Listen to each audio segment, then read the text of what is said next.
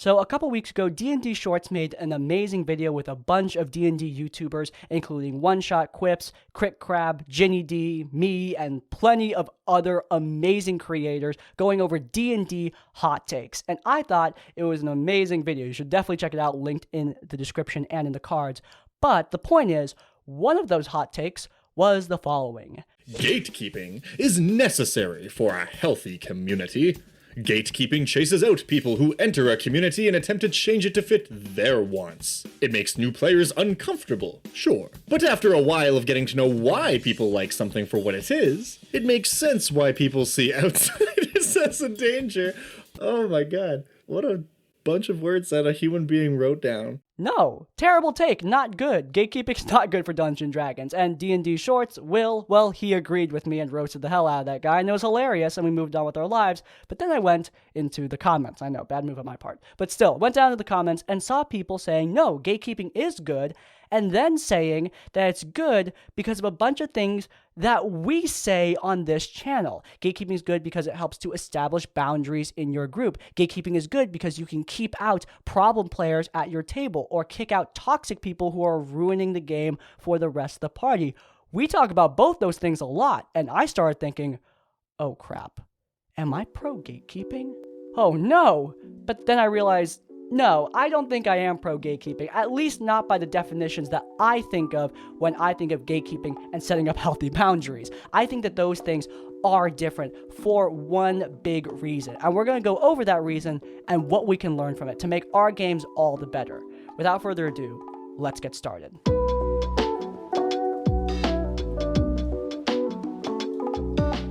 Alright, first and foremost, let's define what I think of when I think of gatekeeping. When I think of gatekeeping, I think of preventing someone from participating in something or identifying with something for reasons that are arbitrary or artificial. This is stuff like saying people can't participate in Dungeons & Dragons if they're too young or too old, or if they have hair that's a weird color. You know, these are reasons that aren't really real. And while it's pretty rare to see this, it's something that I have seen. People also will gatekeep Dungeons & Dragons from people who are simply new to this game.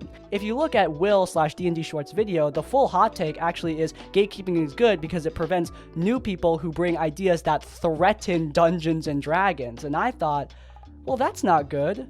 New people bringing new ideas, that's not a bad thing. Sure, those new ideas aren't always going to knock it out of the park, but D&D is a game that takes place in our imagination. New ideas generally help us out, even if not every single one is a banger. New ideas help to make the game more varied, and therefore, at least to me, way more fun. I don't want to stick to my same old ideas for every single game I run for the rest of my life, right? New ideas are just fine. I welcome them into my game and into my DM prep and into my style of running this incredible game for my friends.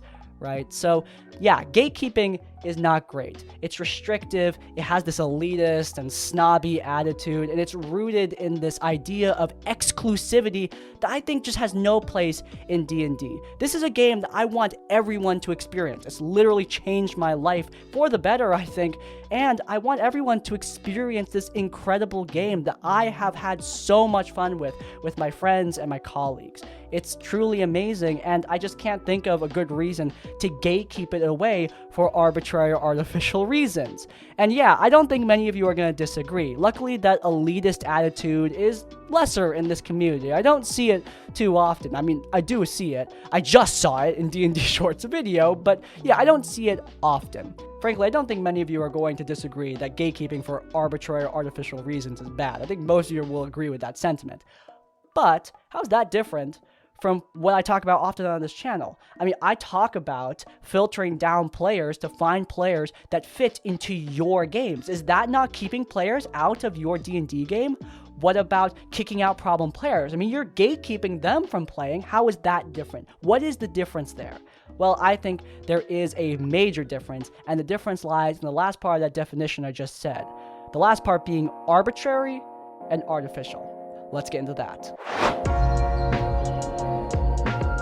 Alright, let's start off with filtering down players. I don't know if that's the term that everyone uses, but that's a term I often use. I often say that you should find players that fit into your games. And if you're a player, you should find a DM that will facilitate a game that you will enjoy.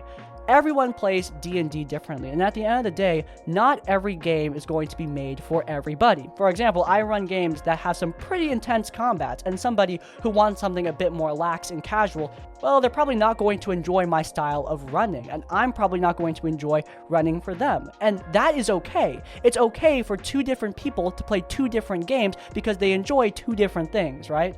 The other example I often use is From Software and their games, including Bloodborne, Dark Souls, and Elden Ring. And yeah, those games are incredible. In fact, Elden Ring just won Game of the Year, and I think it was well deserved. That game looks amazing. I say looks because I don't play it, because I don't like From Software games. I tried Bloodborne, tried Dark Souls, and I didn't enjoy them. I acknowledge that they are phenomenal games, but they weren't made for me. And that's okay.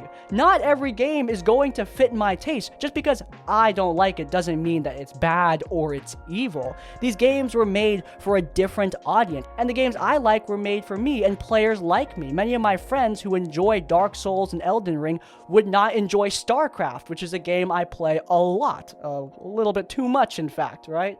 And that's all right.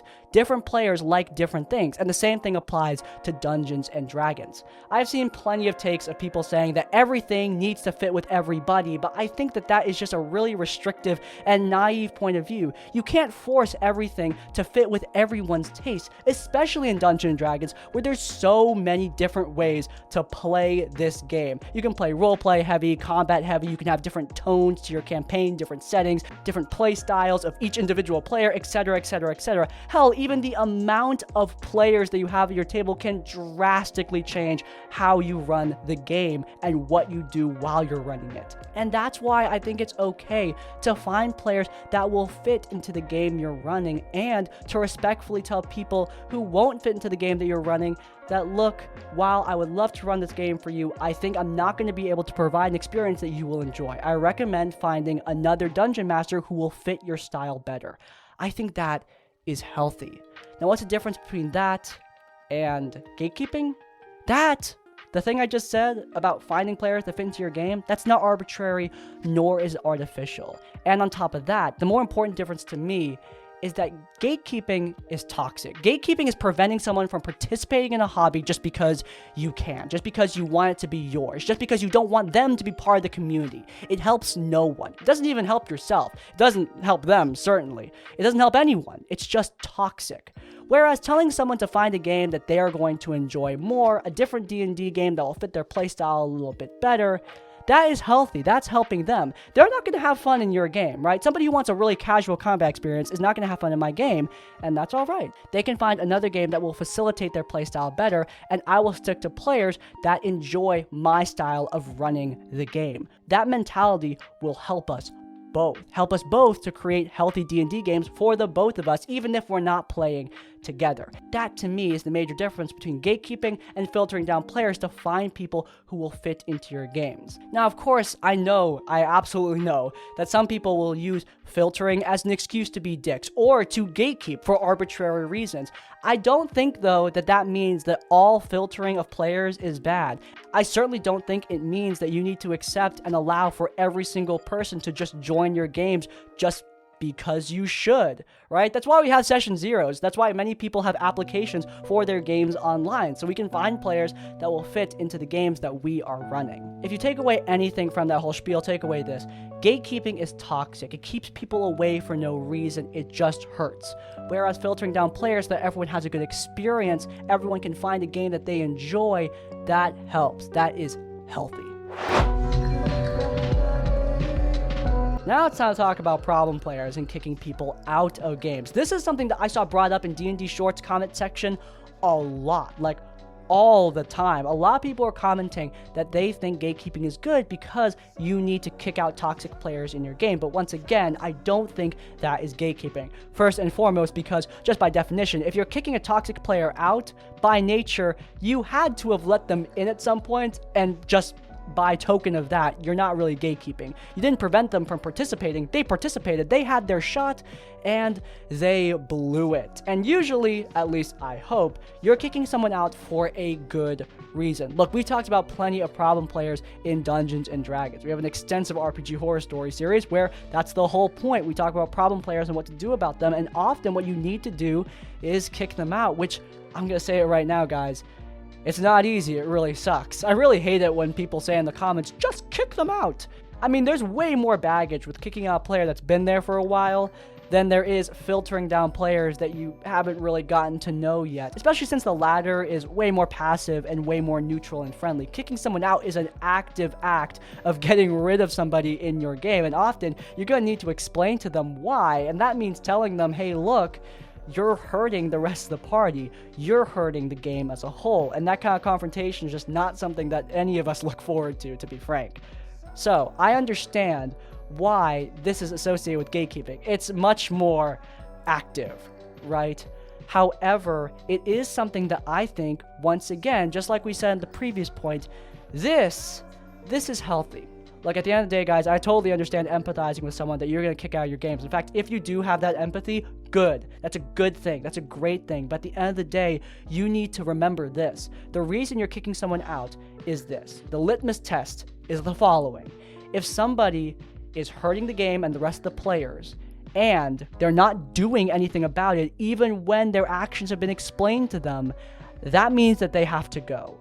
They are ruining the game, and they're not changing, and there's nothing you can do about that because you can't control them, right? You can tell them, hey, you're hurting the other players, and I need you to change. You probably won't say it exactly like that, but you can explain their actions and why it is causing the game to be less fun, but it's on them to change. If they don't change, then you need to do what you need to do, aka removing them from your game. That facilitates a more healthy experience for both you and the rest of the party. Even though that confrontation is almost definitely going to suck, it is something that needs to happen. And once again, we see the same exact differences between this and gatekeeping. Gatekeeping is arbitrary. This is not. Getting rid of a problem player, a toxic player, that's not arbitrary. It doesn't happen for no reason, you know? We see stuff like incels, main character syndrome, straight up racism. Getting rid of that kind of behavior, if it's not going to change at your table, well, guys, that is not arbitrary by any means. And on top of that, just like we said the previous point, this is healthy, not toxic. Getting rid of a toxic person isn't being toxic in itself. That is a healthy thing that you need to do to facilitate a good game and to establish healthy boundaries. I mean, at this point, we're getting a little bit past the game part, Dungeons and Dragons, and talking about the social element. At the end of the day, this is a friend group that you are playing with actively for long periods of time, and having somebody who is ruining the game for you for 4 hours a week, that's not something that you should be forced to accept. I understand that a lot of this is semantics. I understand that a lot of you are still going to view gatekeeping and kicking players out or filtering players down as the same thing. And you know what? That's okay. But at the end of the day, I hope we can all agree on just the base definitions. Keeping people away from D&D for arbitrary or artificial reasons is bad. I hope at the very least we can all agree on that. While on the other hand, getting rid of problem players who are causing issues at your table, or filtering down players so that everyone can have a better experience playing this game, those two things are good. They stand separately. I hope you guys enjoyed, and I hope you guys learned something from this video. A fun one to start off 2023. Speaking of 2023, I don't know if you guys noticed, but Crispy's Tavern has a new look, new thumbnail style, new banner, new profile icon, new art for me and the Crispy Rat. It is amazing. The artwork in the banner, and that's going to be in the outro, was done by the incredible Justin Tran from Oriks and Croat. They are an incredibly talented artist, and they did such a good job portraying both me and my little rat avatar. So amazing. Their socials are linked down in the description below. Please show them some love. They did a phenomenal job. If you guys like that and enjoyed this video, please do leave a like. If you want to see more of my content, then you can check out our RPG horror story series where we cover the best, the worst of Dungeons and Dragons. Volume 2 is up on the channel, so you can check out that playlist, link in the cards. And while you're there, subscribe to Crispy's Tavern to get more of our content as it comes out. And finally, if you want to leave your own stories or thoughts, go down to the comments down below. If you can't think of a comment, leave the comment, not exactly gatekeeping, to let me know you made it to the end of the video. In essence, like, comment, subscribe. I will see you all next time. Farewell.